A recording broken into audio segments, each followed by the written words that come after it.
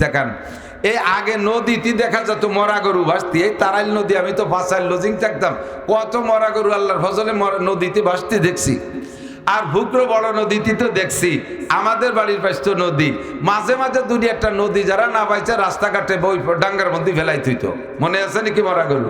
তো বিকেল বেলা একজনে একটা মরা গরু ফেলাই রেখে গেছে, এখনো পচে নাই, ভোলে নাই, ফাটে নাই, চামড়া টামড়া নষ্ট হয়নি, একেবারে মাত্র ফেলাই রেখে গেছে, গায়ে গন্ধ হই নেই।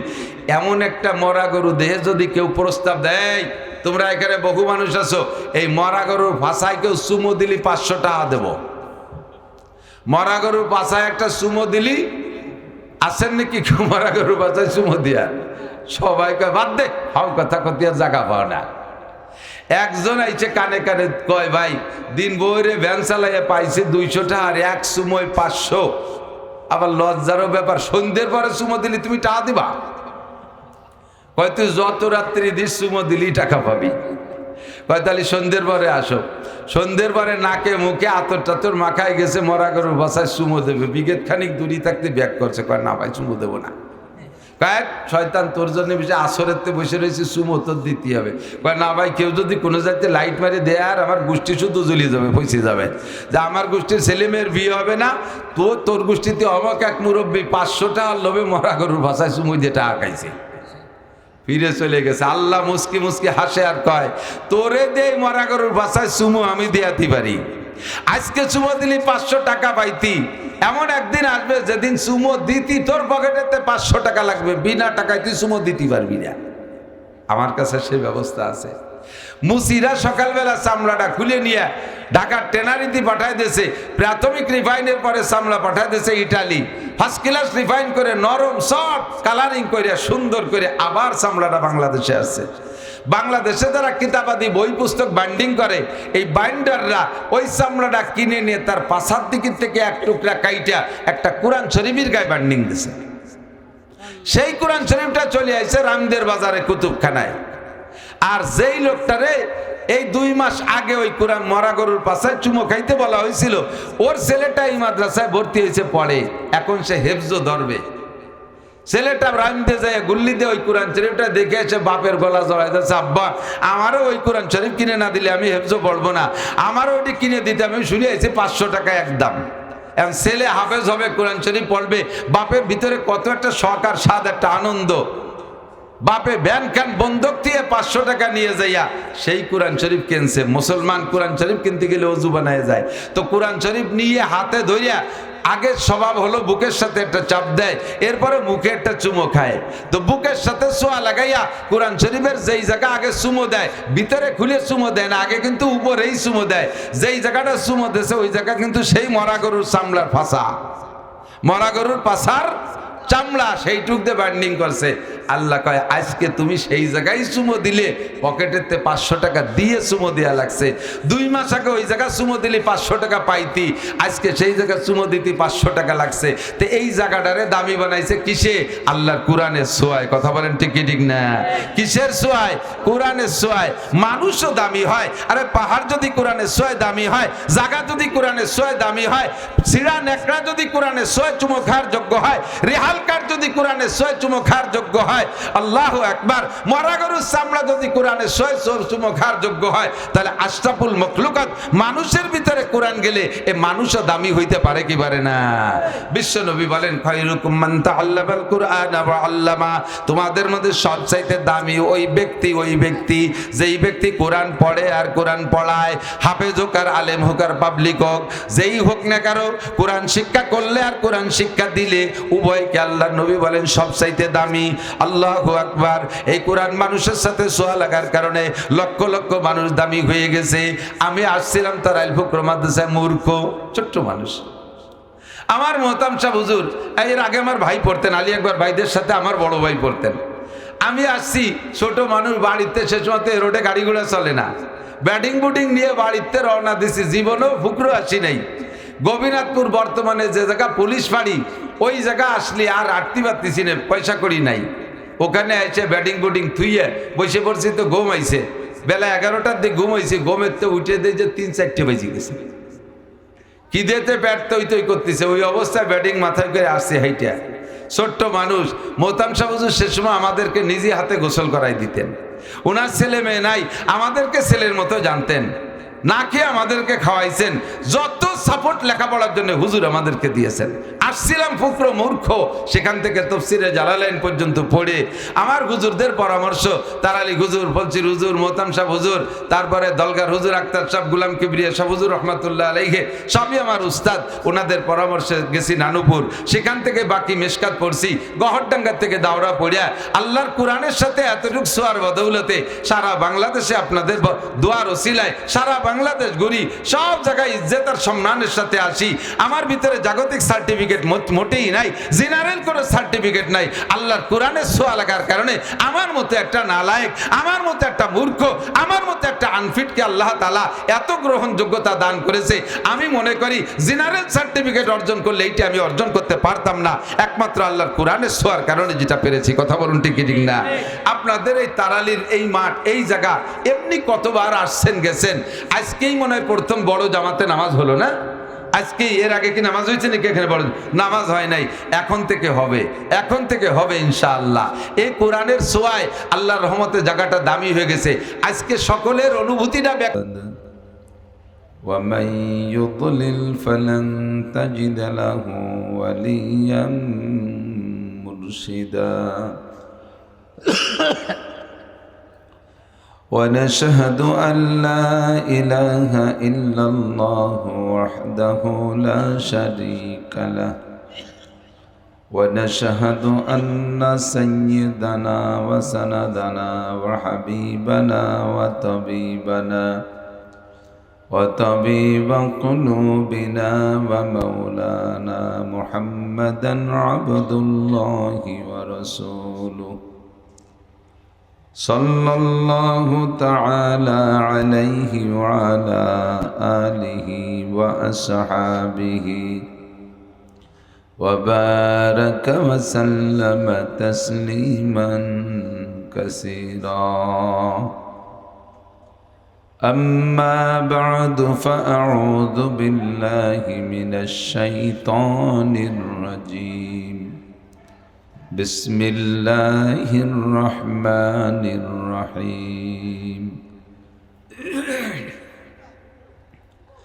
شهر رمضان الذي أنزل فيه القرآن هدى للناس وبينات من الهدى والفرقان.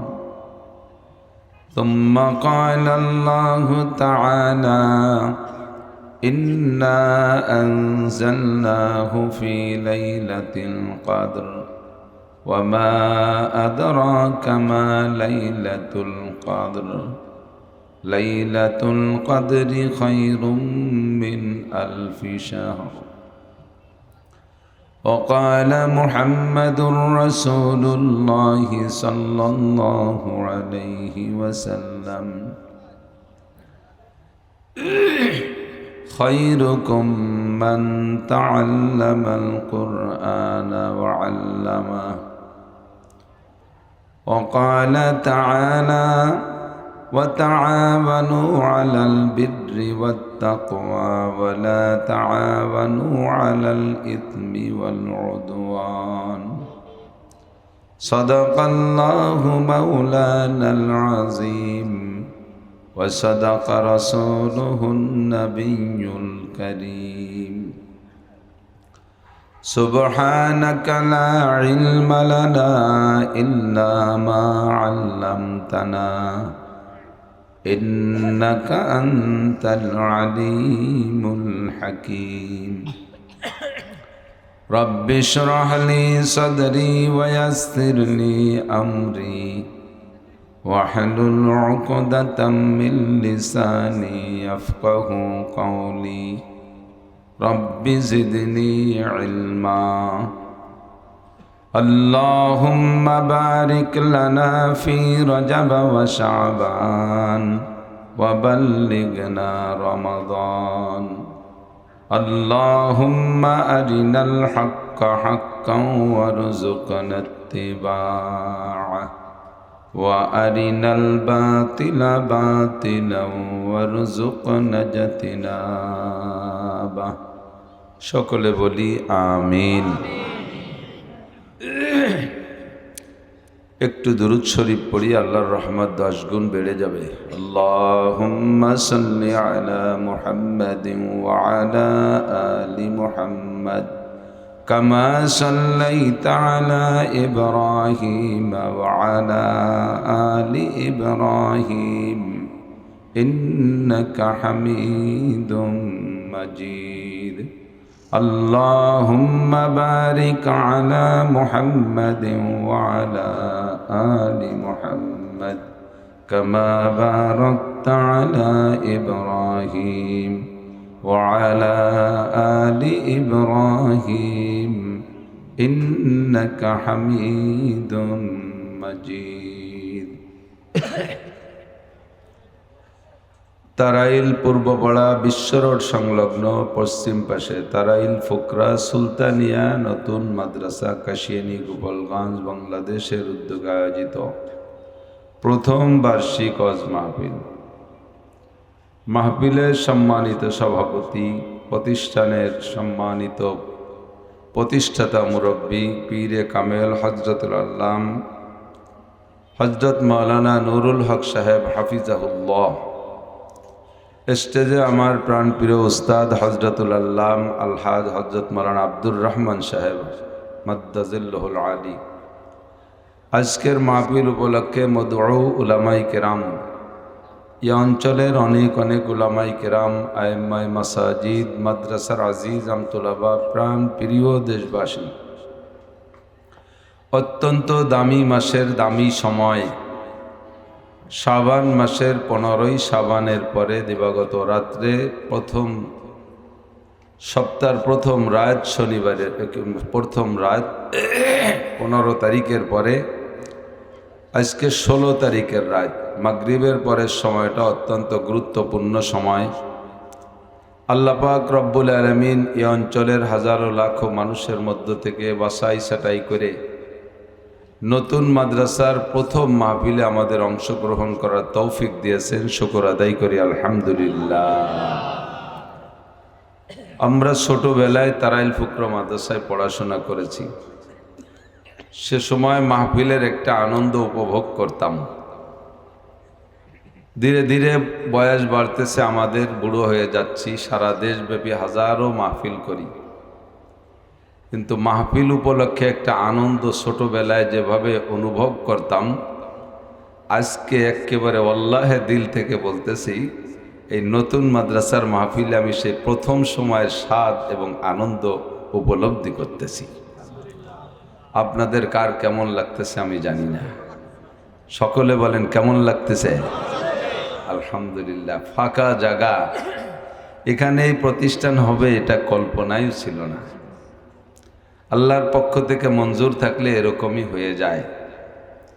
অল্প সময়, বেশি সময় দিতে পারছি না। হুজুর আমাকে বলেছিলেন, মোহতাম শাহ হুজুর বলেছিলেন, তারাইলের হুজুরও বলেছিলেন, রুহুল বলেছিল, মৌলানা রুহুল আমিন, ওহিদুজ্জামান খাকি ভাইও বলেছিলেন যে কমপক্ষে দিনের বেলা হলেও একটু।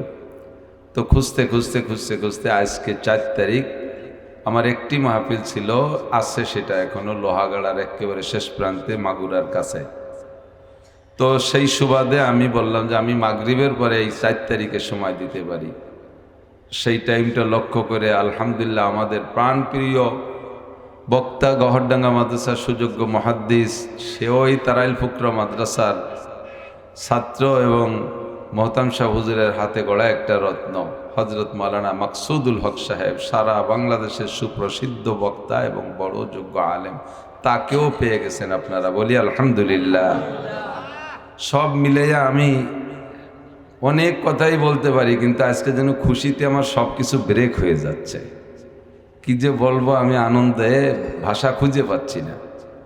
সংক্ষিপ্ত স্বল্প সময়ের ভিতরে আমি বলতে চাই, একটা উদাহরণ বলতে চাই। শরফুল মাকানে বিল মাকিন, আরবিতে বলে অবস্থানকারীর কারণে অবস্থানের দাম বাড়ে ও কমে, ঠিক না? অবস্থানকারী যদি ভালো হয় তাহলে ওই একজন অবস্থানকারীর কারণে ওই এলাকাটা দামি হয়ে যায়। গহরডাঙ্গার নাম ছিল, মুরব্বীরা জানেন, গোপের ডাঙ্গা। ডাঙ্গা মানে তো আমাদের দেশে ডাঙ্গাই বলে, জমি ক্ষেত। আর গোপ মানে একটু নিচু জায়গা, তো নিচু জায়গা গোপের ডাঙ্গা। সেখানে একটা মানুষের আগমন, মুজাহিদে আজম আল্লামা শামসুল হক ফরিদপুরি রহমাতুল্লাহ আলাইহের বদৌলতে, তার জন্ম হওয়ার কারণে, তারপরে গহরডাঙ্গা মাদ্রাসা হওয়ার কারণে সেই গোপের ডাঙ্গা গহরডাঙ্গায় পরিণত হয়েছে। কন্যা সুবহানাল্লাহ। সরবুল মাকানে বিল মাকিন। রাজনৈতিক দৃষ্টিকোণ থেকেও আমাদের গোপালগঞ্জে পূর্ব থেকেই বড় বড় রাজনৈতিক নেতা নেতৃবৃন্দ থাকার কারণে সেদিক দিয়েও গোপালগঞ্জটা সারা বাংলাদেশের কাছে প্রসিদ্ধ। আর গোপালগঞ্জ মুজাহিদে আজম আল্লামা শামসুল হক ফরিদপুরি রহমাতুল্লাহ আলাইহের বদৌলতে বাংলাদেশের কোনো জেলায়, এক জেলায় এত পূর্ণাঙ্গ কওমি মাদ্রাসা নেই, দাওরায়ে হাদিস মাদ্রাসা। একমাত্র ঢাকা জেলা বাদে যত লোকাল জেলা আছে তার মধ্যে সবচেয়ে বেশি পূর্ণাঙ্গ দাওরায়ে হাদিস মাদ্রাসা আমাদের গোপালগঞ্জের 5 থানায়। মহিলা পুরুষ দিয়ে 30টার উপরে দাওরায়ে হাদিস মাদ্রাসা। বলেন সুবহানাল্লাহ।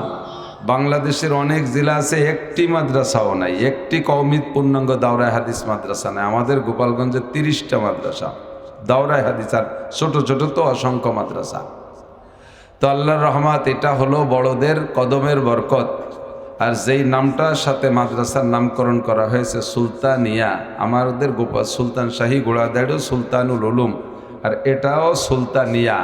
নানুপুরি হুজুর রহমাতুল্লাহ আলাইহের কদমের বরকত, নামের বরকত এলাকায় আল্লাহর রহমতে সে মাদ্রাসা পুরাতন যেটা, সেটা তার অবস্থানে ঠিক আছে। আমরা আর একটা মাদ্রাসার সূচনা করতে পারছি, আর মাদ্রাসার প্রথম অংশে শুরু লগ্নে আমরা শরিক হতে পারছি। এজন্য আনন্দের সাথে আবারও পড়ি আলহামদুলিল্লাহ। আল্লাহ পাক রব্বুল আলামিন কোরআনে কারিমকে এমন একটা কিমিয়া, একটা পরশ পাথরে পরিণত করেছেন। পরশ পাথর নাম শুনেছেন না? পরশ পাথর, তার সংজ্ঞা কি? পরশ পাথরের গুণাগুণ কি? পরশ পাথর বলা হয় ওই পাথরকে, তার সাথে যার ছোঁয়া লাগে, লোহার ছোঁয়া লাগুক আর পাথরের ছোঁয়া লাগুক, লোহা লক্কর পাথরের সাথে ছোঁয়া লাগলে তা স্বর্ণ হইয়া যায়। কি হয়? স্বর্ণ হয়। এই গল্প জীবন ভরে শুনেছি, কিন্তু জীবনেও দেখি নাই পরশ পাথর। কেউ দেখছেন নাকি? ফুকরো পরশ পাথর আছে নাকি? তারাইল আছে নাকি? আমাদের বাংলাদেশেই নাই, পৃথিবীতেও পরশ পাথরের অস্তিত্ব নাই। কারণ এটা বোঝা যায় কিভাবে? যদি পরশ পাথর কোনো দেশের কাছে থাকতো, তাহলে ওই দেশের কোনো লোহা থাকতো না, সোয়া লাগায় লাগায় সব সোনা বানায় ফেলাই দিত। এরপরে ওই দেশের সোনা হয়ে যাওয়ার পরে অন্য অন্য দেশের রাজা বাদশারা ওই প্রেসিডেন্টের হাতে পায়ে ধরে, স্যার আমাদের কাছে বছরখানেকের জন্য দেন, আমরা সব সোয়া দিয়ে দিয়ে সোনা বানাই, অর্ধেক সোনা আপনারা দিয়ে দেব। এভাবে সারা পৃথিবীর সমস্ত লোহা আর পাথর স্বর্ণ হয়ে যেত। বোঝা যায় যেহেতু সব কিছু এখনো স্বর্ণ বানানো হয় নাই, প্রমাণ করে যে পরশ পাথরের অস্তিত্ব দুনিয়ায় নাই। তো একটা পরশ পাথরের অস্তিত্ব দুনিয়ায় আছে, সেইটা আমাদের আল কোরআন। সেটার নাম কি? কোরআন। বুজুর্গানে দিন বলেন, শায়ের বলেন, নিকল কর হেরা সে সোয়ে কৌমে আয়া और अपने साथ किमिया ले आया। किमिया माने পরশ পাথর। নবী আলাইহিস সালাতু ওয়াসসালাম গারে হেরায়, জাবালে নূর, হাজী সাহেব যারা গিয়েছেন হজে দেখেছেন জাবালে নূর, নূর পাহাড়, ওর মাথার উপরে ছোট্ট একটা গুহা আছে, তার নাম হলো গারে হেরা। মক্কা থেকে 3-4 কিলোমিটার দূরে হুজুর আলাইহিস সালাতু ওয়াসসালাম নবুয়তি পাওয়ার আগে 40 দিন আগে আল্লাহকে খুঁজতে, আল্লাহর ধ্যানে, সৃষ্টিকর্তাকে সন্ধান করতে গিয়ে গারে হেরায় একটানা 40 দিন এতেকাফ করেছিলেন। 40 দিন এতেকাফের পরে লাইলাতুল কদর, সামনে যে রমজান মাস আসতেছে 21 থেকে 29 তারিখের যে কোনো বেজোড় রাত হবে, হুজুর গুহার ভিতরে অন্ধকারে একা একা বসে আছেন, ধ্যান করতেছেন আল্লাহকে পাওয়ার জন্য। ইজা জিব্রাইল, ইতিমধ্যে অপরিচিত একটা মানুষের রূপ ধারণ করে একজন আসলেন, তিনি হযরত জিবরিল আলাইহিস সালাতু ওয়াসসালাম। জিব্রাইল আলাইহিস সালাম সামনে আইসা, বড় এক বডি, অন্ধকার রাত, এখন জাবালে নূরের নিচে যে শহর হয়ে গেছে, শহরের নাম আজিজিয়া, বহুত ঘরবাড়ি বসত বাড়ি, অনেক সুন্দর শহর হয়ে গেছে। আর সে সময় কিছুই ছিল না, শুধু পাহাড় আর পাহাড়। আর একা একজন মানুষ গভীর অন্ধকারে, অপরিচিত একটা মানুষ যদি সামনে এসে বসে, ভয় লাগেই, সকলেরই ভয় লাগে, ভয় পাওয়ারও কথা। লোকটা এসে হুজুরের কাছে কোনো পরিচয় না দিয়েই বলতেছেন, ইয়া মোহাম্মদ ইকরা, মোহাম্মদ পড়েন। হুজুর বললেন মানাবি কারি, আমি পড়তে পারি না। এক কথা 3 বার ডিনাই করলেন। উনি বলেন পড়েন, আর হুজুর বলেন পড়তে পারি না। ফাকাত্তা জিব্রাইল মুহাম্মাদাম মা সাদরিহি, জিবরিল আলাইহিস সালাম হুজুর আলাইহিস সালামকে দইরা বুকের সাথে একটা চাপ দিয়ে ছেড়ে দিছে। এবার হুজুর পড়া শুরু করছে, ইকরা বিসমি রাব্বিকাল্লাযী খালাক, খালাকাল ইনসানা মিন আলাক, ইকরা ওয়া রাব্বুকাল আকরাম আল্লাযী আল্লামা বিল কলম। জিবরাইল শুধু বলছেন ইকরা, এরপরে যে 5টা আয়াত পড়ছে এই 5 আয়াত জিবরাইল পড়াই দেয় নাই, এমনি হুজুরের মুখ থেকে বের হওয়া শুরু হয়ে গেছে। হাদিস ও তাফসীরের ভিতরে পাওয়া যায় হুজুর আলাইহিস সালাতু ওয়াস সালামকে জিবরাইল বুকের সাথে চাপ দিয়ে ছেড়ে দেওয়ার সাথে সাথে জিবরাইলের সিনার থেকে হুজুরের সিনার ভিতরে পুরো 30 পারা কোরআন শরীফ ঢুকে গেছে। বাকি ওই মুহূর্তে হুজুর তিলাওয়াত করেছেন 5 আয়াত। এরপরে হুজুর সকালবেলা নেমে চলে আসছেন। এসে লম্বা কিসসা, সেদিকে যাব না। এই কাইফা কানা বাদুল ওহি, জিবরাইলের আগমন হুজুরের কাছে শুরু হলো কিভাবে, তার কথাটা এভাবেই বলা হয় হাদিসের ভিতরে। তো এই গারে হেরা, জাবালে নূর, মক্কা, সৌদি আরব যারা গেছেন তারা দেখেছেন বহুত পাহাড় আছে, অনেক সুন্দর সুন্দর পাহাড় আছে। কিছু কিছু পাহাড় আছে একেবারে ধানের গাদি, শুকনো ধান গাদি দিলে যেমন দেখা যায় মাথাটা চোখে একেবারে চতুর্দিক দিয়ে সমান হয়ে যায়, এরকম খুব ডাটের ডাটের পাহাড় আছে, কিন্তু সেই সব পাহাড়ের কোনো ভ্যালু নেই। আর গারে হেরা, জাবালে নূর যেই পাহাড়টা, এই পাহাড়টা পুরো পাহাড় জগতের মধ্যে বেডঙ্গা, দেখতেও অত ঢক না, উঠতেও বড় বড় বেকায়দা। এই পাহাড়ের মাথার উপরে যাইয়া ওই গুহাটাও খুব বড় কঠিন জায়গা। আমি 13 সালে প্রথম যেবার গেছি সেবার ঢুকলাম, উঠে গেছি, উঠে যাইয়া নামতেও বড় রিস্ক। ওই জায়গা থেকে গত 5 বছর আগে একটা ছেলে পড়ে মারাও গেছে। এত বড় ঝুঁকিপূর্ণ জায়গা, খুব সতর্কতার সাথে নামিয়া ঢুকার জন্য, গুহার মধ্যে ঢুকার জন্য একটুকু একটা সিপা জায়গা আছে। আমি পাতলা মানুষ, হালকা মানুষ, ওর মধ্যে যখন ঢুকছি আমার পেট নিচে আর পিঠ উপরে বেঁধে গেছে। তা আমার ভিতরে ভয় শুরু হয়ে গেছে, আল্লাহ যেই জাতাকলের মধ্যে নিজেরে নিজে ঠেলে ঠুলে ঢুকোই দিলাম, দুনিয়ায় যত অন্যায় করেছি যদি আল্লাহ তাআলা সুযোগে সেই অন্যায়ের বিচার এখনই করে ফেলাই দেয়, যদি চাপ দিয়ে দেয়, তাই তোর বাড়ি যাওয়ার কায়দা নেই। মনে মনে একটু সাহস করলাম যে আমি তো গুনাহগার বটেই, আরো কত গুনাহগার এ জায়গা আসছে, কেউরে তো আল্লাহ আটকায় রাখে নাই, সবাই চলে গেছে। মাশাআল্লাহ ভিতরে যাইয়া ঢুকলাম, তারপরে ইশরাকের নামাজও পড়লাম, পরে বেরোয় আসছি। যাওয়ার পথে দেখলাম এক পাকিস্তানি এত মোটা, ও উঠতে উঠতে ঘামিয়ে গেছে, টুপি খুলছে, পাগড়ি খুলছে, জামা খুলছে, গেঞ্জি খুলে খালি পায়জামা পরে যাইতেছে। মোটা মানুষ, লাল টকটকে, ঘাম বেয়ে বেয়ে পড়তেছে। আমি তারে দেখি আর কি বললাম, ভাই আপ কাহা কা ইরাদা কর রহা হ্যায়, ভাই কোন দিক যাচ্ছ? কে मैं गार हेरा के अंदर जाऊं, আমি হীরা গুহার মধ্যে যাব। তা আমি তামাশা করে বললাম, अगर जाना ही है तो आप पेट यहाँ रख दो, फिर आप जाओ। যদি জাতি হয় তাহলে পেটটা এই জায়গা থইয়ে খালি তুমি গেলি জাতি পারো, পেট সহ জাতি পারবা না। ও হাসিয়ে দিয়েছে, আপ বাঙালি है? বলে হ্যাঁ, বাঙালি বহুত রসিক হতা है। পরে দেখলাম ও আমার, ওর এক ঠ্যাঙ্গের সমান আমার সারা গাও মোটা হবে না, এক রানের সমান। অত বড় বুড়ি নিয়ে সেও ঠাসাঠাসি চলে গেছে। কত বড় বরকতি জায়গা। এই গারে হেরায় মাত্র 5টি আয়াত নাজিল হয়েছে। কয়টি আয়াত? 5টি আয়াত ওই মুহূর্তে হুজুরের জবান দিয়ে আল্লাহ তাআলা পড়াইছেন। এই 5টি আয়াত গারে হেরা এই পাহাড়টায় মুখস্থ করে নাই। যদি যে এখন বলি, ও পাহাড় তোমার ভিতরে 5টি আয়াত নাজিল হয়েছিল, তুমি তো পড়ে শোনাও তো, পাহাড়ে পারবে? পাহাড়ের গায়ে এমনি ছেলেপেলেরা রং দিয়ে ওই 5টি আয়াত জায়গায় জায়গায় লিখে রাখছে, বাকি পাহাড়ের একটা আয়াতও মুখস্থ নাই। মাত্র 5টি আয়াত নাজিল হওয়ার পরে হুজুর চলে আসছেন, আর কোনো আয়াত আনতে হুজুর ও জায়গা যান নাই। কখনো গেছেন কিনা ওখানে, যার পরে নাজিল হয় না এটা শিওর, হুজুর পরবর্তীতে গেছেন কিনা তা জানি না। বাকি 5টি আয়াত নাজিল হওয়ার কারণে গারে হেরা, জাবালে নূরটা কত দামি। সারা পৃথিবীর হাজি সাহেবরা মক্কায় যায়, মদিনায় যায় সফরে, যাকে বলা হয় ওখানে কিছু দর্শনীয় জায়গা দেখাকে বলা হয় জিয়ারা। সর্বপ্রথম সকলের আকাঙ্ক্ষা থাকে আমি গারে হেরাটা দেখব, জাবালে নূরটা দেখব। মাত্র 5টি আয়াত নাজিল হওয়ার কারণে জাবালে নূরটা এত দামি, সারা পৃথিবীর আশিকিন জাকিরিন পাগলরা তারা তাকে দেখার জন্য পাগল হয়ে থাকে, হয়রান হয়ে থাকে, তাকে দেখতে চায়। তার দাম এখন স্বর্ণের চাইতে কোটি কোটি গুণ স্বর্ণের চাইতেও দামি।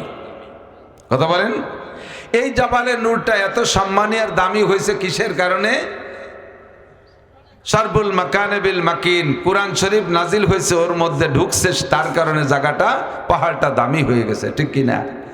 বাংলাদেশের জমি কত উর্বর, এই কলাই বুনে রেখে আসছেন, কোনো সার ওষুধ দেওয়া লাগে না, কি সুন্দর ধাপানি কলাই হয়ে গেছে, মুসরি হয়ে গেছে, সরিষা হচ্ছে। মাঠের থেকে পাকা ধানের বোঝা মাথায় করে বাড়ি আসবেন, জাকিতে যদি দুই একটা ধান রাস্তায় পড়ে যায়, একটু ঠান্ডা পানি পাইলেই ধানটা গজাইয়া যায়। ছাগল গরুতে খেয়ে না ফেললে, উপযুক্ত সময় পেলে সেটা পূর্ণাঙ্গ একটা গাছ হয়ে যায়। তার গোড়ায় দিয়ে আরও 6-7টা গাছ হয়, সময় হলে 3-4 মাস পরে প্রত্যেক গাছের মাথায় এক একটা করে শীষ হয়। ফিকুল্লি সুম্বুলাতি মিয়াতু হাব্বা, প্রত্যেক শীষে 100-100 করে ধান হয়। বাংলার জমি এত উর্বর, যাতে সার ওষুধ কীটনাশক পানি সেচ কিচ্ছু দেওয়া লাগে না, অনায়াসে ফসলগুলো হয়ে যায়। আর মক্কার জমি এত অনুর্বর, ও জায়গা কিচ্ছু হয় না, ধান হয় না, গম হয় না, কলাই হয় না, মুসুরি হয় না, গাছপালা কিচ্ছু হয় না। সৌদি সরকার পার্কে পার্কে কিছু খেজুর গাছ লাগাইছে, তাও পানি দিতে দিতে সরকারের পানি সব শেষ, কিন্তু কিছুদিন পর সে গাছও আগা শুকিয়ে মরে যায়, আবার ফেলাই দিয়ে আবার কিছু লাগায়। মদিনায় প্রচুর হয়, কিন্তু মক্কায় হয় না। এই মক্কার অনুর্বর জমি সারা পৃথিবীর কাছে, মক্কার নাম আগে নাম ছিল বাক্কা। ইন্না ওয়ালা বাইতু উদিয়া লিন্নাসি লাল্লাযী বিবাক্কাতা মুবারাকাও ওয়া হুদাল লিল আলামিন। মক্কার আগের নাম ছিল বাক্কা, যখন কুরআন শরীফ নাজিল হইছে, এবার বাক্কা পরিবর্তন হইয়া মক্কা শরীফ হইয়া গেছে। এর নামই হলো শারবুল মাকানে বিল মাকিন, অবস্থানকারীর কারণে অবস্থানের দাম। কাবা ঘরের কারণে মক্কার দাম, কুরআন শরীফ নাজিল হওয়ার কারণে মক্কার দাম বেড়ে গেছে। মুহাম্মদুর রাসূলুল্লাহর জন্মস্থান মক্কায়, তার দাম বেড়ে গেছে। কুরআন শরীফ নাজিল হওয়ার কারণে মক্কার দাম বেড়ে গেছে। কথা বলুন ঠিক কি ঠিক না? নবী যতদিন মক্কায় ছিলেন, মদিনার নামও আলাদা নাম ছিল ইয়াসরিব। মদিনার নাম ইয়াসরিব, ইয়াসরিব শরীফ বলতো না। যখন নবী আলাইহিস সালাম মদিনায় গিয়েছেন, কোরআন শরীফ নাজিল হওয়া শুরু হয়ে গেল। আবার মদিনায় যাওয়ার পরে, নবী আলাইহিস সালাম মদিনায় যাওয়ার পরে যখন কোরআন অবতরণ শুরু হয়ে গেল আর নবী আলাইহিস সালামের পদচরণ পড়ল, এবার ইয়াসরিবের নাম পাল্টে হয়ে গেছে মদিনা শরীফ। শারবুল মাকানে বিল মাকিন, ইয়াসরিবও দামি হয়ে গেছে মদিনা শরীফ। সারা পৃথিবী আশিকিন জাকিরিন মুহিব্বিন পাগলরা মদিনায় যাওয়ার জন্য পাগল। আপনারা মদিনায় যাইতে রাজি আছেন না? কারা কারা যাবেন মদিনায়? আল্লাহ সবাইরে কবুল করে, বলেন আমিন। নানুপুরি হুজুর রহমাতুল্লাহ আলাইহি শের পড়তেন, রহে মেরা মাসকান হাওয়ালিয়ে কাবা, বনে মেরা মদফন দিয়ারে মদিনা, ওহা জলওয়া ফরমা হায়াতুন নবী হায় এহি জায়রিনে মজারে মদিনা, সাহিল সে লাগা দে মেরে ইশকো কি সফিনা, आंखों से दिखा दे मुझे मक्का ও মদিনা। জোরে বলেন আমিন। সেই মদিনা এখন কত দামি, কিসের কারণে? শারবুল মাকানে বিল মাকিন, মুহাম্মদুর রাসূলুল্লাহর কবরস্থান সেখানে, নবী পাকের বাকি জিন্দেগীর 10 বছর অবস্থান সেখানে, কুরআনে কারীমের অবতরণও হয়েছে অনেক অনেক আয়াত, বরঞ্চ শরীয়তের বিধিবিধানের কঠিন যে মাসালাগুলো, এগুলো সব নাজিল হয়েছে মদিনায়। রমজান ফরজ হয়ে, রোজা ফরজ হয়েছে মদিনায়, যাকাত ফরজ হইছে মদিনায়, জিহাদ ফরজ হইছে মদিনায়, হজ ফরজ হইছে মদিনায় যাওয়ার পরে, পর্দা ফরজ হইছে মদিনায় যাওয়ার পরে, মদ নিষিদ্ধ হইছে মদিনায় যাওয়ার পরে। এই সব বড় বড় ফরজ অজিবগুলো নাজিল হইছে সব মদিনায়। এর কারণে মদিনা দামি হয়ে গেছে। আল্লাহু আকবার বলতে গেলে একবার তার উদাহরণ বলা যায়। আল্লাহ পাক বলেন, ইন্না আরাদনাল আমানাতা আলাস সামাওয়াতি ওয়াল আরদ, আমি লৌহে মাহফুজ থেকে আমানতে কোরআনকে ছুটাইয়া সর্বপ্রথম আসমানের উপরে রাখার সিদ্ধান্ত নিলাম। আসমানকে বললাম, ও আসমান, তোমার উপরে আবার একটা আমানত রাখতে চাই। আল্লাহ আমানত কি? আল্লাহ পাক বললেন, কুরআনে কারীম রাখতে চাই। আসমান রাজি বলল, আল্লাহ তুমি সৃষ্টির ভিতরে সবচেয়ে শক্ত করে আমাদেরকে সৃষ্টি করেছো, তাই বলে কি কোরআন বহন করার ক্ষমতা আমাদের আছে? কোরআন শরীফ নাজিল করলে আমরা হুড়মুড় করে ভেঙে পড়ে যাব। তুমি পাহাড় আর জমিনের উপরে রাখতে পারো, তার বহন শক্তি, তার ধারণ শক্তি অনেক বেশি। আসমানে যখন রাজি হয় নাই, এবার জমিনের উপরে প্রস্তাব, জমিন তুমি কোরআন শরীফকে বহন করো। জমিন কয়, আল্লাহ পাহাড় পর্বত গাছপালা বৃক্ষাদি দালান কোটা দুনিয়ার সব বহন করতে পারি, কিন্তু কোরআন শরীফ বহন করার ক্ষমতা আমার নাই। আমার উপরে কোরআন রাখলে আমি পানির নিচে ডুবে যাব। দেখো তুমি আর কেউ রে পাও নাকি? আমরা জমিনকে ধরে রাখছে পাহাড় পর্বত। ওয়াল জিবালা আওতাদা, তুমি বলেছো পাহাড়কে বানাইছো পেরেক হিসেবে। জাপান থেকে নিয়ে একেবারে চলে গেছে আমেরিকা পর্যন্ত পর্বতমালা। এই বিশাল পর্বতমালা শক্তিশালী, তুমি পাহাড়ের উপরে রাখতে পারো কোরআন শরীফ। আল্লাহ পাহাড়কে প্রস্তাব দিলে আশফাকনা মিনহা, সমস্ত পাহাড় থরথর করে কাঁপতেছে। আর তারাও বলল আল্লাহ জমিনকে ধরে রাখার ক্ষমতা আমাদেরকে দিয়েছো, তাই বলে কোরআন বহন করার ক্ষমতা আছে নাকি? আমাদের পর কোরআন রাখলে আমরা টাস করে ফাইটা যাব, মাটির নিচে ডেবে যাব। তুমি দেখো আর কেউ রে পাও নাকি? ইতিমধ্যে মানব জাতি কয় আল্লাহ কোরআনের যে ফাজাইল শুনলাম উলামায়ে কেরামের কাছ থেকে, এর সাথে যার সোয়া লাগে সেই দামি হয়ে যায়। মক্কার জমিনে সোয়া লাগে বাক্কার জমিন মক্কা শরীফ হয়ে গেছে, এসরেফের সাথে সোয়া লাগে মদিনা শরীফ হয়ে গেছে, গারে হিরার সাথে সোয়া লাগে সেটা দর্শনীয় বস্তুতে পরিণত হয়েছে। এমন করে বহু প্রমাণ। এই দামি কোরআনটা তুমি দাঁড়ে দাঁড়ে ফেরি করছো কেন? আমাদেরকে তুমি কোরআন দান করো।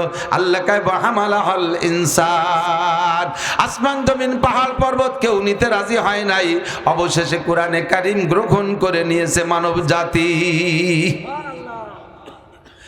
মানুষে যখন কোরআন নিয়েছে আল্লাহ পাক খুশির সাথে মানুষকে সাবাস দিয়ে বলে ইন্নাহু কানা যালুমান জাহুলা। ও মানুষ, তুমি জালেম আর জাহেল। জালেম মানে সীমা লঙ্ঘনকারী, আর জাহেল মানে মূর্খ। তুমি যদি সীমা লঙ্ঘনকারী না হবা, যেই কোরআন আসমান জমিন পাহাড় পর্বতে নিতে রাজি হয় নাই, সেই কোরআন তুমি নিতে রাজি হইলে তোমার উপরে তুমি জুলুম করছো, সীমা লঙ্ঘন করেছো। তুমি জাহেল, তুমি মূর্খ। যদি তুমি বুঝতে, তাহলে শিক্ষিত মানুষ তো বোঝে, মূর্খ মানুষ বোঝে না। মানব জাতি তোমরা মূর্খ, নইলে এত বড় কোরআন গ্রহণ করতে। যাই হোক, তোমরাই যেহেতু আমার কোরআনকে গ্রহণ করেছো, কাজে এবার কোরআন তোমাদের মধ্যে রাখার ব্যবস্থা আমি করে দিচ্ছি। বলেন না সুবহানাল্লাহ। কুলুবুল মুমিনি আরশুল্লাহ, বুজুর্গানে দিন এই জন্য বলেন, এটা হাদিস না, বুজুর্গানে দিন বলেন কুলুবুল মুমিনি আরশুল্লাহ। আল্লাহর কোরআন ছিল আরশে আজিমে। কোরআনকে ওখান থেকে স্থানান্তরিত করতে হলে যে জিনিসটা যেখানে ছিল সমমর্যাদার একটা জায়গা না হইলে সে জিনিসকে রাখা যায় না। কতক্ষণ? এক বোতল ঘি আছে বোতলে, এখন কারণবশত বোতলের থেকে ঘি পাল্টাইতে হবে, অনেক দিনের পুরন বোতল, এই বোতলে আর ঘি রাখা ঠিক হবে না। এখন ওই ঘি ভরা বোতলের ঘি, এই ঘি রে পাল্টাইয়া আর একটা জায়গায় রাখবেন। এই যে জায়গা যে পাত্রে রাখবেন ওইটা কি কেরোসিনের বোতল হলে ভালো হয়? কথা কয় না। মাটির তেল, আলকাতরা রাড়ি, সিটে গুড়ি রাড়ি, ওটা কমপক্ষে আর একটা ভালো নতুন ঘির বোতল অথবা একেবারে নতুন বোতল হইলে ভালো হয়, ঠিক না? সেটাই হবে প্রযোজ্য। এ কোরআন ছেলে লৌগে মা বুঝে, আর সে আজিমে লৌগে মা বুঝে, ওখান থেকে ছুটে যায় না। কোরআনকে রাখতে হবে, তাহলে জায়গাটা সেই রকম হতে হবে। আসমানের উপরে সেরকম জায়গা নাই, জমিনের মধ্যে সেরকম পবিত্র জায়গা নাই, পাহাড় পর্বতেরও সেই ধারণ ক্ষমতা নাই। আল্লাহ তাআলা মোমেনের কলবকে আল্লাহর আরো সমতুল্য মর্যাদা দিয়ে এই মোমেনের কলবের ভিতরে কোরআনকে জায়গা দিয়েছে। এর সাথে যার ছোঁয়া লাগে তার দাম বাইরে যায়, ঠিক কি ঠিক না? এই টেবিলের উপরে 1 লক্ষ টাকা দামের একটা টেবিল কিনছেন। এদিক খেয়াল করি, আমার পুরো রস জায়গা বিশেষ আমার বলা লাগতেছে, আমি খুশিতে আত্মহারা হয়ে গেছি। একটা টেবিলের দাম 1 লাখ টাকা, ধরে নেন কোন টেলিভিশনের দাম 3 লাখ টাকা। টেবিলের দাম 1 লাখ, টেলিভিশনের দাম 3 লাখ। বসে আছে টেলিভিশন টেবিলের উপরে, এরে যদি লাথি দিয়ে চিৎ করে ফেলাই দেই, কেউ কি বলবেন যে এত দামি একটা মাল টেবিলের উপরে রয়েছে, টেবিলও দামি, আপনি লাথি দিলেন, এটা সুমো দেন? কবে কেউ? যদি কেউ কয় মোহাম্মতের ঠেলায় সুমো কি দেব, দরকার হয় লাঠি আরেকটা দেব, তবু এই টেলিভিশন আর টেবিলটা সুমো দেব না। কিন্তু কোরআন শরীফ 20 টাকা দামের রেহাল কাঠ, আম কাঠের পল দিয়ে বানাইছে, সেই রেহাল কাঠ তারালির বাজার, ফুকরোর বাজার, রামদের বাজার, গোপালপুরীর মোড়েতে কিনে নিয়ে আসছেন। এখনো কোরআন শরীফ রাখেন নাই, নিয়ত করছেন এই রেহালের উপরে কোরআন শরীফ রাখবো, ওইটা পার সাথে ছোঁয়া না, লাথি তো দূরের কথা, এখনো কোরআন শরীফ রাখেন নাই। শুধু হাতের থেকে যদি রেহালটা পড়ে যায়, মানুষ পাগল হয়ে ধইরা বুকের সাথে লাগাইয়া চুমো খায় কি খায় না? কতক্ষণ? কারণ কি, এরপর সিদ্ধান্ত নিয়েছি কোরআন রাখবো।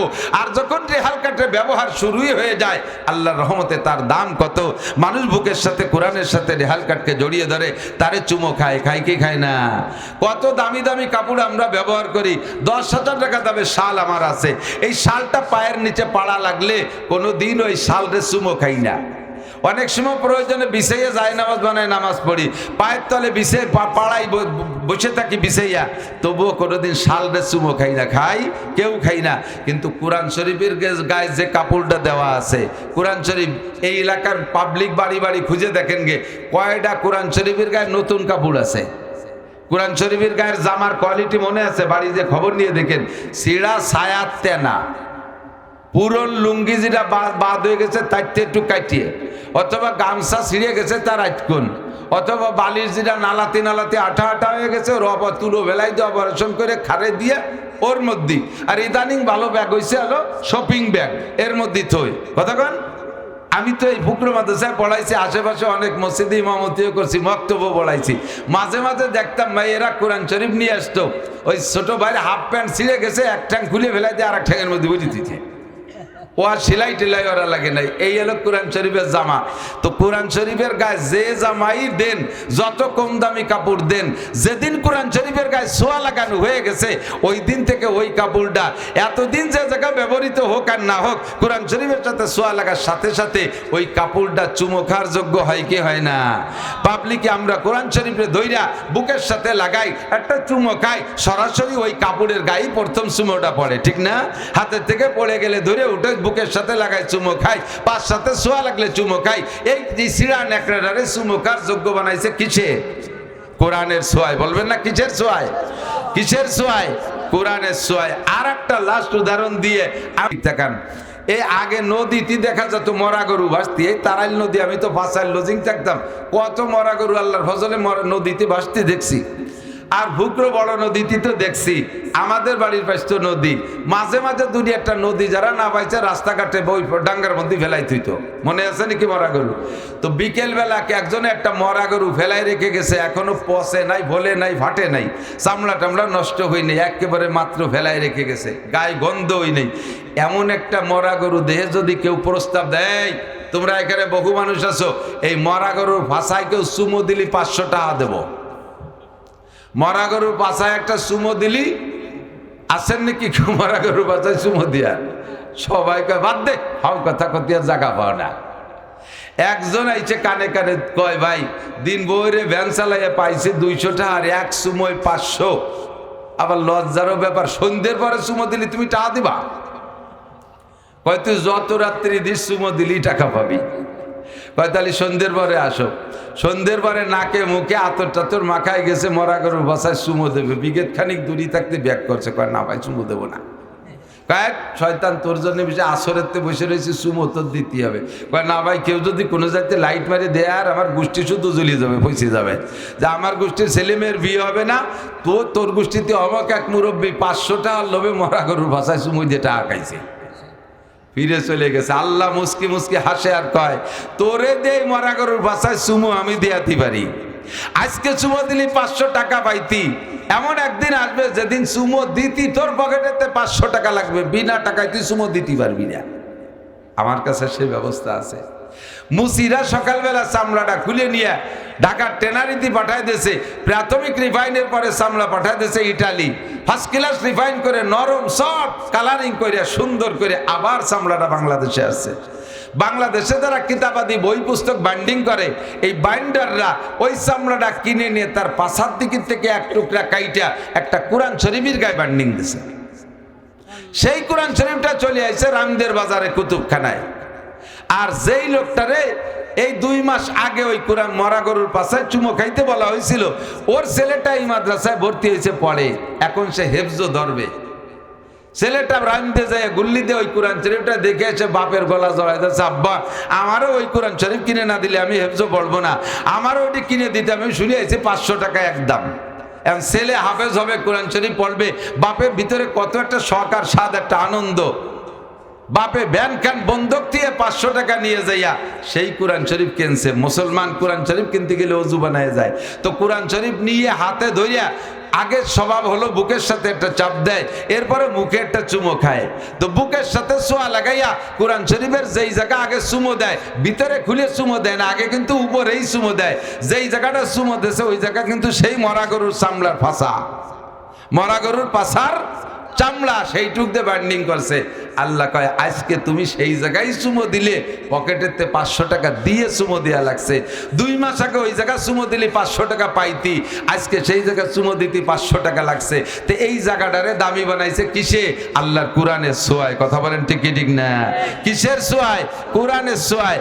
মানুষও দামি হয়। আরে পাহাড় যদি কোরআনের ছোঁয়ায় দামি হয়, জায়গা যদি কোরআনের ছোঁয়ায় দামি হয়, সিরা নেকড়া যদি কোরআনের ছোঁয়ায় চুমো খাওয়ার যোগ্য হয়, রেহাল কাঠ যদি কোরআনের ছোঁয়ায় চুমো খাওয়ার যোগ্য হয়, আল্লাহু আকবার, মরা গরুর চামড়া যদি কোরআনের ছোঁয়ায় চুমো খাওয়ার যোগ্য হয়, তাহলে আশরাফুল মখলুকাত মানুষের ভিতরে কোরআন গেলে এ মানুষও দামি হইতে পারে কি পারে না?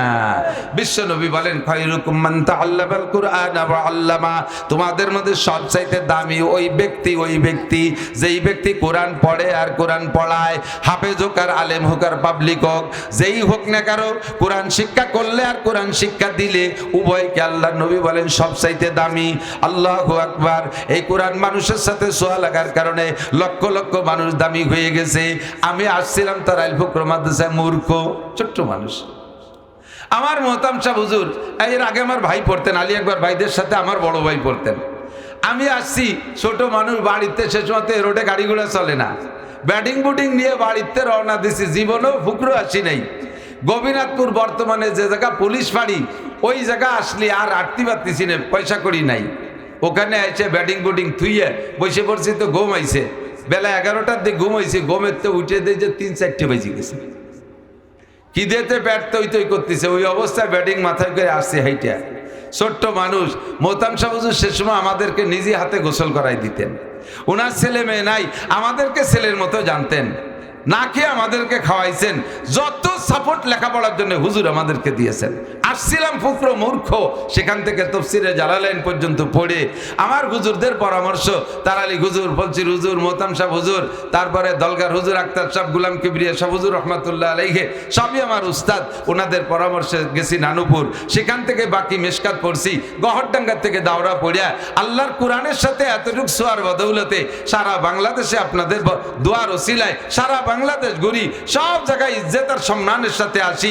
আমার ভিতরে জাগতিক সার্টিফিকেট মোটেই নাই, জেনারেল কোনো সার্টিফিকেট নাই। আল্লাহর কোরআনের ছোঁয়া লাগার কারণে আমার মতো একটা নালায়েক, আমার মতো একটা মূর্খ, আমার মতো একটা আনফিটকে আল্লাহ তাআলা এত গ্রহণযোগ্যতা দান করেছে।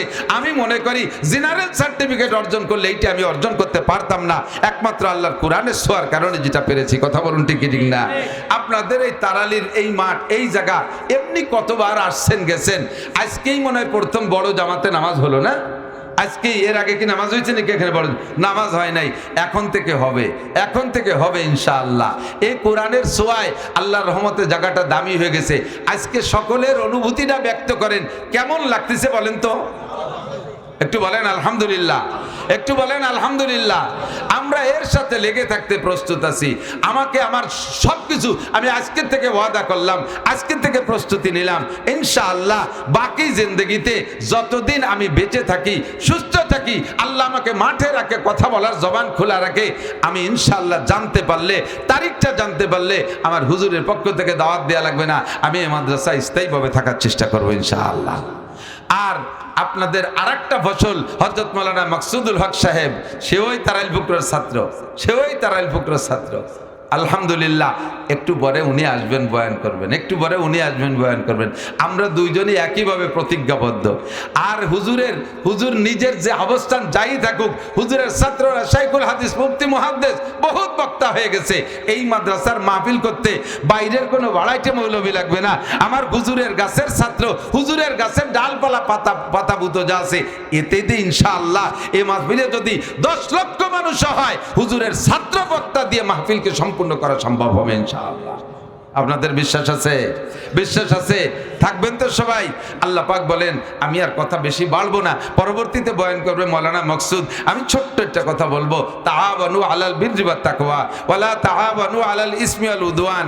একে অপরকে আল্লাহ পাক বলেন তোমরা একে অপরকে তাআউন বাবে তাফাউল মুশারাকাতের তরজমা আছে, একে অথবা তাকাবুল পাল্লা প্রতিযোগিতাও ধরা যেতে। খেয়াল করেন, কিছু কিছু শব্দ আছে শব্দের মাধ্যমে শব্দের ভিতরেই অর্থ বোঝা যায়, প্রতিদ্বন্দ্বিতার অর্থ, মোকাবেলা বিরোধিতার অর্থ, অথবা পাল্লা প্রতিযোগিতার অর্থ, অথবা সম্পর্ক শিরকাত অংশগ্রহণের অর্থ শব্দের মধ্যে বোঝা যায়। আরবিতে বলা হয় তাআউন। আল্লাহ পাক বলে তাআওয়ানু, তোমরা একে অপরের সকলে মিলে একে অপরকে সাহায্য করো, এটা হলো মুশারাকাত, শরীক থাকা। অথবা তাকাবুল, পাল্লা লাগো, ভালো কাজ, দিনের কাজ, ভালো কাজে শরীক থাকার ব্যাপারে তোমরা পাল্লা দাও, প্রতিযোগিতা করো, কে কার চাইতে বেশি করব, কে কার চাইতে বেশি করব, এই পাল্লা দাও। ওয়ালা তাআওয়ানু আলাল ইসমি ওয়াল উদওয়ান। কখনো গুনার কাজে এই পাল্লা প্রতিযোগিতায় যেও না। অমুকে মোবাইল কিনছে 30,000 টাকা দিয়ে, আমি কিনবো 50,000 টাকা দিয়ে, সে কিনছে 50,000 টাকা দিয়ে, আমি কিনবো 1 লক্ষ টাকা দিয়ে, সে কিনছে 1 লক্ষ টাকার মোবাইল, আমি কিনবো আইফোন, এরপরে আইফোনের ভিতরে আরো যত ভার্সন আছে সব আমি সংগ্রহ করব। এটা বাস সব কিছু করতে চান আপনি গুনার দিকে লক্ষ্য করে। নর্মাল মোবাইলে যা না পাওয়া যায় দামি মোবাইলে তা পাওয়া যায়, দেশ বিদেশের নোংরামি সব কিছু দেখা যায়। এই গুনার কাজে পাল্লার দরকার নাই। ওরা গত বছর উড়াকান্দি গেছে, আমরা এবার ওরা শুধু ওরা খালি এক একজন গেছে, এবার আমরা দল ধরে জামাত বন্দি হয়ে 3 দিনের নিয়ে তো উড়াকান্দি যাব, তাই নাকি? দুর্গা পূজা, কালী পূজা, সরস্বতী পূজা, লক্ষ্মী পূজা, জারি যাত্রা, কলসা, গাজীরঘাট, গুণ্য যাত্রা, যত যাত্রা কুযাত্রায় আমরা শরীক হব। জোরে বলেন, হব? কোন গুনার কাজে শরীক হব? টাকা দেব না, পয়সা দেব না, দেহ দেব না, কথা দেব না, শক্তি দেব না। আমি যত নেক কাজ আছে নেকির কাজে শরীক থাকবো, ঠিক আছে না ইনশাআল্লাহ? আমার মনে হয়, আরে ভাই, হযরত ওমর রাদিয়াল্লাহু তাআলা আনহু সরল মানুষ, লম্বা মানুষ ছিলেন। যখন মিজাজ গরম তো ওমরের চোখের সামনে শয়তানও দাঁড়াতে পারতো না। আবার যখন ওমর বয়ান শুনে নরম হয়ে যেত, একেবারে আপনাদের এই যে বিলে মাটি দেখেন, এই যে ফুকরোর এই বিশ্ব রোডের ওই পাশের মাটি আর এই পাশের মাটি অনেকটা পার্থক্য আছে। এই পাশের মাটির মধ্যে কিছু বালি বালি মিক্সার আছে, আর ও পাশের বালি, ওই পাশের মাটি কিন্তু জম্মের আঠাইলি মাটি। 4-5-6 মাস বৃষ্টি না নামলি এই আঠাইলি মাটির কি হালাত হয়, আটা দিলি খালি পায়ে হাঁটতে গেলে পাও কেটে যায়, আর এত শক্ত হয়ে যায়, ইটের মতো, পাথরের মতো। আবার বৃষ্টি নামলি সব চাইতে ওই আটাইলে মাটি গলিয়ে আর সেদ্রায় পড়ে, ঠিক না? আর ধুলো ধুলো বালির মধ্যে বৃষ্টি নামলি তা জমি আবার টাইট হয়ে যায়। তা আটাইলে মাটি যত শক্ত, বৃষ্টিতে আবার তত নরম। হয়তো তোমার যেমন শক্ত, একটু বয়ান কান্নাকাটির বয়ান আসলে সবচাইতে বেশি কানতেন উনি। একদিন এসে কানতেছে হুজুরের কাছে, এসে কাঁদতেছে, কয় হুজুর আমার ভয় দিছে। লম্বা একটা মানুষ হুজুরকে কি ভয় করতেছে? আমার ভিতরে একটা আতঙ্ক ঢুকছে যে কিয়ামতের মাঠে যদি আল্লাহ তাআলা কোটি কোটি মানুষকে সামনে করে বলে সব মানুষ বেহেশতে যাবে, একটা মানুষ মাত্র দোজখে যাবে, এই সব বেহেশতে যাবে, একটা লোক দোজখে যাবে। হুজুর আমার ভয় করতেছে, সেই মানুষটা মনে হয় আমি। একটা মানুষ দোজখে যাবে, সেই মানুষটা মনে আমি। হুজুর আমার একটু ভয় দিচ্ছে। হুজুর কয় লা তাহজান ওয়ালা তাকা, ভয় করেনি। কয় কিয়ামতের ময়দানে যদি আল্লাহ তাআলা ঘোষণা দিয়ে যায় সব মানুষ দোজখে যাবে, একটা মানুষ মাত্র বেহেশতে যাবে, সেই মানুষটা আমি ওমর। আজকে আবার পাল্টে গেছে আর এক কায়দা। সেদিন কয় সব মানুষ বেহেশতে যাবে, একটা মানুষ দোজখে যাবে, সেই মানুষটা আমি ওমর। আর আজকে কয় সব মানুষ বেহেশতে যাবে, একটা মানুষ, আজ সব দোজখে যাবে, একটা মানুষ বেহেশতে যাবে, সেই মানুষটা আমি ওমর। হুজুর বলে আজকে আবার এই বুদ্ধি আপনারা কিনা দিল, এ তো সাহস কি করতে পাইলেন? কয় যে হুজুর আল্লাহ তাআলা যদি আমার সব আমলও বাতিল করে দেয়, সব আমল বাতিল করে দেয়, যে কোনো আমল তোমার কাজে লাগবে না, এতে বেহেশতে যেতে পারবে না, আমার একটা গোপন ফান্ড আছে, একটা গোপন ফান্ড আছে, ওই গোপন ফান্ডের বদৌলতে আমি জান্নাতে যাব। হুজুর বলেন সেই গোপন ফান্ডটা কি? কয় আল্লাহ পাক নিজেই বলেছেন, ইন্নামা ইয়া'মুরু মাসাজিদাল্লাহি মান আমানা বিল্লাহ। যারা মসজিদ নির্মাণ করে, যারা মসজিদ আবাদ করে, মসজিদ তৈরি করে, মসজিদ দেখভাল করে, মসজিদের খেদমত করে, তারা হলো মোমেন, তারা মোমেন। আর মোমেন সম্পর্কে আল্লাহ অন্য সূরায় বলে কদ আফলাহাল মুমিনুন, মোমেনরা সব সফল। আল্লাহ যারা সফল বলে সেই লোকটা জাহান্নামে যাইতে পারে না। এরপরে আল্লাহ বলেন ইন্নালিল মুত্তাকিনা ইনদা রাব্বিহিম জান্নাতুন নাঈম, যাদের ভিতরে আল্লাহর ভয় আছে তাদের জন্য জান্নাতুন নাঈম তৈরি করা আছে। আল্লাহর প্রতি আমার ভয় আছে, আমি মসজিদ নির্মাণ করি। ওগো আল্লাহর নবী মক্কা থেকে মদিনায় আসার পরে সর্বপ্রথম মসজিদ নির্মাণ করেছেন আপনি, মসজিদে কুবা। ওইটার সূচনায় আমি ছিলাম, মসজিদ নির্মাণের শুরুতে আমি ছিলাম। এরপরে ওখান থেকে আইসা মসজিদে নবাবী নির্মাণ করেছেন, এ কাজে আমার হাত আছে। আমি পেটের উপরে কইরা কাঁধে করে পাথর আগায় দিয়েছি, সেই পাথর দিয়ে মসজিদ নির্মাণ হয়েছে। কাজেই আমি মসজিদ নির্মাণের সাথে আছি। এই সমস্ত অনেক অনেক মসজিদ বানাইছি। আর মসজিদ বানানোওয়ালাকে আল্লাহ সফল বলে ঘোষণা দিয়েছেন, মসজিদ বানানোওয়ালাকে আল্লাহ মোমেন বলে সাক্ষী দিয়েছেন। আমার এই গোপন ফান্ড, মসজিদ বানানো ফান্ডের বদৌলতে আমি জান্নাতে যাব, এইটা আল্লাহ পাক কখনো নষ্ট করবেন না। পরবর্তীতে দুনিয়ায় হাজার হাজার মসজিদ হয়েছে, কিন্তু কাবা ঘরের পরে মুসলমানদের সর্বপ্রথম মসজিদ মসজিদে কুবা, এরপরে মসজিদ মসজিদে নববী। সাহাবায়ে কিরামরা সেখানে শরীক ছিলেন। তারপরে মসজিদে কুবা আর মসজিদে নববী বর্তমানে কি হালাত হয়েছে যারা গেছেন তারা দেখছেন। মসজিদে নববীতে এক জামাতে 13 লক্ষ মুসল্লি নামাজ পড়তে পারে। আর কাবা শরীফ তো কত বড় আছে, মসজিদে কুবাও অনেক বড় সুন্দর। আমরা একদিন থাকবো না, আমরা একদিন চলে যাব, দুনিয়ায় থাকবো না, ওভার শিওর থাকবো না। এই যেখানে এখানে আল্লাহর রহমতে ভিত্তি স্থাপন হয়েছে, ঘর হয়েছে, এমন এত ফরওয়ার্ড প্লেস বিশ্ব রোডের গায়ে মাত্র 2-4 কদম আসলেই মাদ্রাসা পাওয়া যাচ্ছে, এবং বিশ্ব রোডেতে দেখা যাচ্ছে আল্লাহর রহমতে এই মাদ্রাসা হবে। এটা কি আপনাদের বিশ্বাস হয়? আমরা থাকবো না, আমাদের টাকা পয়সা জান মাল সব কিছু থেকে যাবে। কি বলে, সব কিছু নিয়ে আমরা চলে যাব, আমাদের কিচ্ছু থাকবে না। আজকে টাকা পয়সা আছে, এ টাকাও থাকবে না, কিন্তু প্রতিষ্ঠান থাকবে। আজকে আমরা যদি কিছু দিয়ে যেতে পারি, সদকাতিন জারিয়া, এটা হবে সদকায়ে জারিয়া। এই প্রতিষ্ঠান যতদিন থাকবে অতদিন এখান থেকে আমাদের আমল নামায় নেকি যাইতে তালে থাকবে। আমি বেশি সময় নষ্ট করব না, পরবর্তীতে আমার সময়ও নেই। আমি অনুরোধ করব, আমি এই যেখানে এই ঘরটা দেখেন এখনো কিন্তু বসবাসযোগ্য হয় নাই, ঠিক না? ওদিক দিয়ে বেড়া হয়েছে, পূর্ব পশ্চিম পাশে 2-4টে জানালা না হইলে এদিকের বাতাস ঢুকবে না। কেউ নড়বেন না, কেউ নড়বেন না। নড়াচড়া করলে বুঝবো যে বিরোধিতা করেন, চুপ করে বসে থাকতে হবে কিছুক্ষণের জন্য। একেবারে শুরু লগ্ন, বয়ান রয়ে গেছে সামনে। আল্লাহ বাঁচাইলে পরবর্তীতে সামনে যে মাহফিল হবে, সেই মাহফিলের থেকে আগের থেকে প্রস্তুতি নেই ইনশাআল্লাহ। যেভাবে বয়ান করার দরকার এই মাঠের বয়ান সেভাবেই হবে ইনশাআল্লাহ। আজকে শুধু এইটাকে দেখি আমি সেদিকে কথাটা নিয়ে আসছি যে আমার সব কিছুকে কোরআনের সাথে ছোঁয়া লাগাইয়া আমার সব কিছুকে দামি বানাবো। রাজি আছি না ইনশাআল্লাহ? আল্লাহ তাআলা তৌফিক দান করেন। তো এই ঘরে জানালা বাকি রয়েছে, জানালা না হইলে ধীরে ধীরে গরমকাল আসতেছে, ফাঁকা জায়গা, একটা গাছ নাই, একটু ছায়া নাই, কি পরিমাণ গরম হবে বোঝা যাচ্ছে। কতগুলো ফ্যান লাগবে, একটু পরে মাত্র 15 দিন 20 দিন পরে গরম আসতেছে, কি পরিমাণ ফ্যান লাগবে। এত বড় লম্বা ঘর, 80 হাত ঘর। এরপরে আসতেছে ঝড় বাতাসের দিন, এই দিক দিয়ে ঝড় ছাড়বে, বাতাসে ভিতরে পানি চলে যাবে, এসলা দেবে, পানি চলে যাবে। আমরা এই পানির হাত থেকে বাঁচাইয়া আল্লাহর কোরআনের পাখিগুলো যাতে সুন্দরভাবে পড়তে পারে, এর জন্য আমরা সকলে মিলে চেষ্টা করলে এই ঘরটা সম্পূর্ণ করা সম্ভব কিনা, কথা বলেন, সম্ভব কিনা? আর মসজিদে নববী যখন নির্মাণ হয় তখন সর্বপ্রথম মসজিদ করতে জন্য জিবরিল আলাইহিস সালাম জায়গা দেখা দিয়েছে, এই জায়গা মসজিদ করবেন। ঘটনা করবে দেখা গেছে ওই জায়গাটুক 2টা ইহুদি নাবালেগ বাচ্চা, মদিনা আগের থেকে ইহুদিদের বসবাস স্থান, ছোট্ট 2টা এতিম নাবালেগ, এই 2টা এতিম ভাই, তাদের জায়গার ভিতরে জিবরিল আলাইহিস সালাম দেখাচ্ছে এখানে মসজিদ করবেন। এখন এক তো ইহুদির জমি, 2 নম্বরে তা আবার এতিমের, তা আবার টার্গেট করছে এই জায়গায় হবে মসজিদ। হুজুর ওই এতিম 2টাকে ডেকে বলছে, বাবা তোমাদের এই জায়গায় মসজিদ করার হুকুম হয়েছে, তো জায়গাটা তোমরা বিক্রি করো, জায়গাটা তোমরা বিক্রি করো। এতিম বাচ্চা 2টো বললেন, হুজুর মসজিদ যদি বানাবেনি, মসজিদ বানান, তাহলে মসজিদ বানান, আমরা ছেড়ে দিছি, আমাদের জায়গার পর কোনো দাবি নেই। বলবেন সুবহানাল্লাহ। ছোট্ট 2 এতিম বাচ্চা, তারা বংশীয়ভাবে ধর্মীয়ভাবে ইহুদি, তারা মসজিদে নববীর জায়গা ছেড়ে দিয়েছে। হুজুর বললেন, এতিমের মাল এভাবে নেওয়া যাবে না, তোমাদের কিছু টাকা নিতেই হবে। তাদের গার্জিয়ান যারা ছিল তাদেরকে ডেকে একটা দাম ধরে সেই টাকা তাদেরকে দিয়ে দিয়েছে, সেই জায়গা মসজিদে নববী। আল্লাহু আকবার।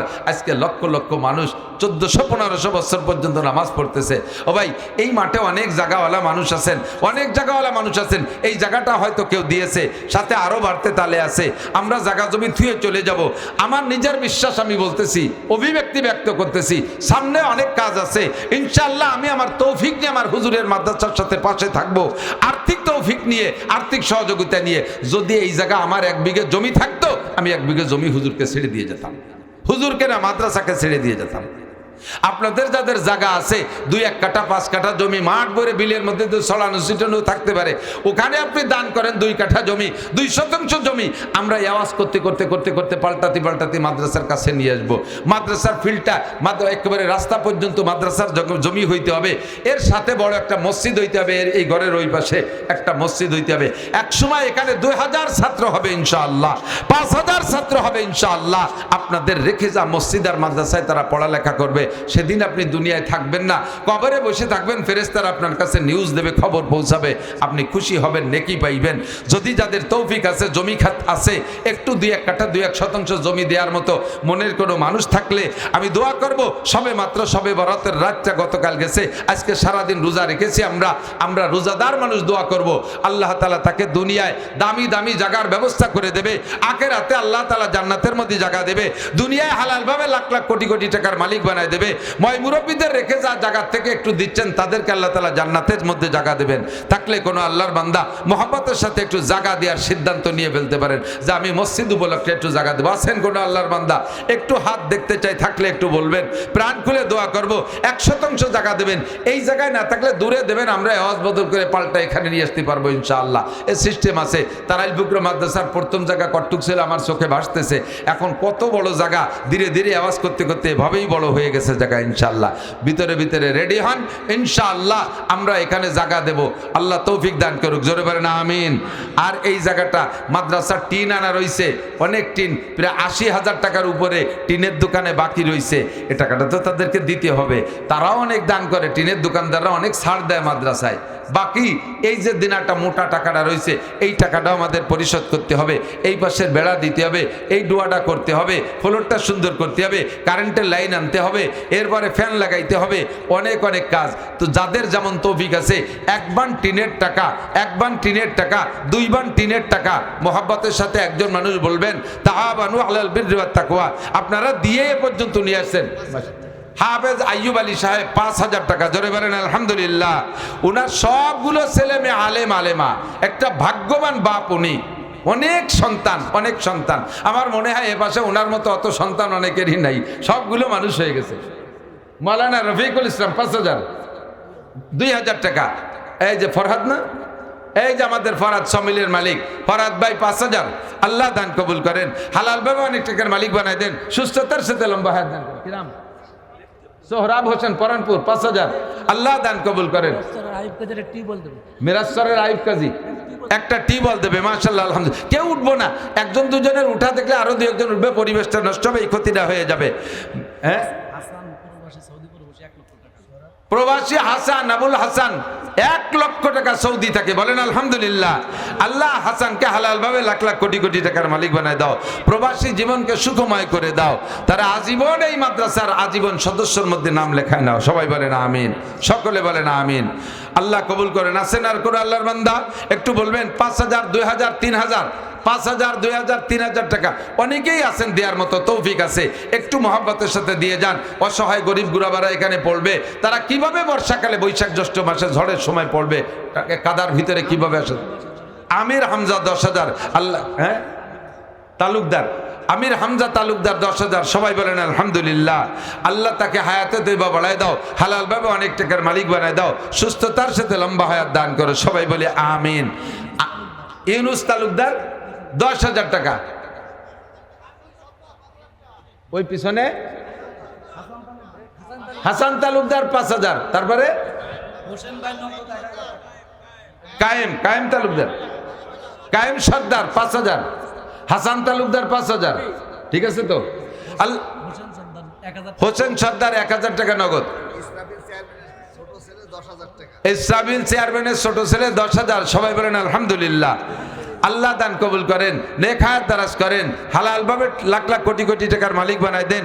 এই সব দানকারীদের মরহুমদেরকে জান্নাতুল ফেরদাউস নসিব করেন, সবাই বলেন আমিন। আমার তো মাদ্রাসা আছে, আমার ইনকামের বেশি অনেকটাই আল্লাহর রহমতে মাদ্রাসায় চলে যায়, তারপরও আমি আমার হুজুরের মাদ্রাসায় আজকেই দিয়ে যাচ্ছি। কত শাহিন 500, কত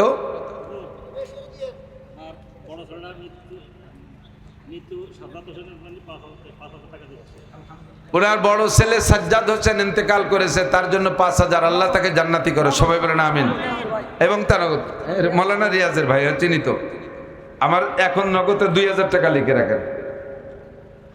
আল্লাহ, হ্যাঁ বাকি ইনশাল্লাহ আমি হুজুরের সাথে জীবন ভরে যেখানে যে ঠেকে যায় সেই জায়গায় আমি হুজুরের সাথে থাকবো ইনশাআল্লাহ। আল্লাহ কিতাব কিতাব কি যেন নাম, ওই তো আপনার নাম কি? কেরামত শেখ। হুজুরের যে কিতাব লাগে মাদ্রাসায় বড় একটা কিতাব কিনে দেবে উনি। আল্লাহ ওনার দান কবুল করেন, সবাই বলেন আমিন। আছেন কেউ 2,000, 5,000, 10,000? মৌলানা মিজান, রিজওয়ান, ও রিজওয়ান এই মাদ্রাসার ছাত্র। বললাম তো আল্লাহর রহমতে হুজুর যদি বলে যে আমার ছাত্ররা একটু আসো, হুজুরের ছাত্ররা এই মাদ্রাসায় এর চাইতে বেশি হয়ে যাবে ইনশাআল্লাহ। মৌলানা মনির এই মাদ্রাসার ছাত্র, হুজুরের ছাত্র, 2,000 টাকা। আল্লাহ দান কবুল করেন। রিজওয়ান কত? 2,000। আল্লাহ কবুল করেন। হালাল ভাবে অনেক টাকা। হ্যাঁ, তারাইলের শাহ আলম 25,000, বলেন আলহামদুলিল্লাহ। আল্লাহ হালাল ভাবে। তুষার মিয়া, আল্লাহ হালাল ভাবে অনেক টাকার মালিক বানায় দেন, এই মাদ্রাসার স্থায়ী খাদেম হিসেবে কবুল করে নেন। যারা দান করলেন তাদেরকে বদরি আনসার সাহাবাদের সাথে জান্নাতি করে দিন। তারালির আব্দুল আউয়াল মিয়ার ছেলেরা 19,000। আল্লাহ দান কবুল করেন, অনেক টাকার মালিক বানায় দেন। কাজী সালাউদ্দিন 5,000 টাকা। হাফেজ আমিনুর 10,000 টাকা। আল্লাহ দান কবুল করেন। কাজী সালাউদ্দিন সাহেব 5,000। আল্লাহ দান কবুল করেন। হালাল মিলন শেখ 5,000। আল্লাহ দান কবুল করেন। 5টা কোরআন শরীফ কিনে দেবেন। কাউসার মোল্লা 3,000। আল্লাহ দান কবুল করেন। মাঠের থেকে বলেন, মাঠের থেকে একটু বলেন। আমার দাবি এখানে যারা আসছেন ছোট, যারা ইনকাম করো না তারা ছাড়া বাকি যারা আছেন এখনই না, রমজান মাসে দিয়েন। আর 14 দিন পর রমজান মাস, 1,000 টাকার কম দেবেন না, 1,000 করে টাকা দিয়ে যাবেন, কয়েক লক্ষ টাকা হবে ইনশাআল্লাহ। রফিক কাজী 2,000 টাকা। আল্লাহ দান কবুল করেন। নেখায়াত দারাজ করেন, হালাল ভাবে অনেক টাকার মালিক বানায় দেন, সুস্থতার সাথে। আশরাফ আলী মিনা 1,000 টাকা, পরনপুর গোপালপুর। আল্লাহ দান কবুল করেন, হালাল ভাবে অনেক টাকা। সালাউদ্দিন সর্দার 10,000। কি নাম? মোহাম্মদ সোহেল রানা, কোন গ্রাম? তারাইল। সোহেল রানা 2,000 টাকা। আল্লাহ দান কবুল করেন, নেখায়াত দারাজ করেন, হালাল ভাবে অনেক টাকার মালিক বানায় দেন। আলা এই মাদ্রাসার বদরি সৈনিকদের কাতারে কবুল করেন। আব্দুল জলিল 5,000।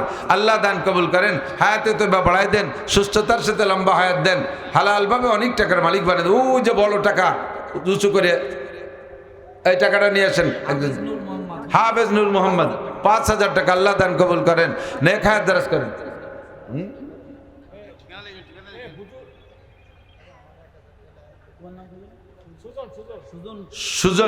সুজন মোল্লা, হ্যাঁ, কামরুল মোল্লা 1,000। ওই যে অন্যান্য 1,000। কি নাম? ওই জনাব হাবিব ফকরা, জনাব হাবিব সাহেব 1,000। আল্লাহ দান কবুল করেন, নেক হায়াত দারাজ করেন, হালাল ভাবে অনেক টাকার মালিক বানায় দেন।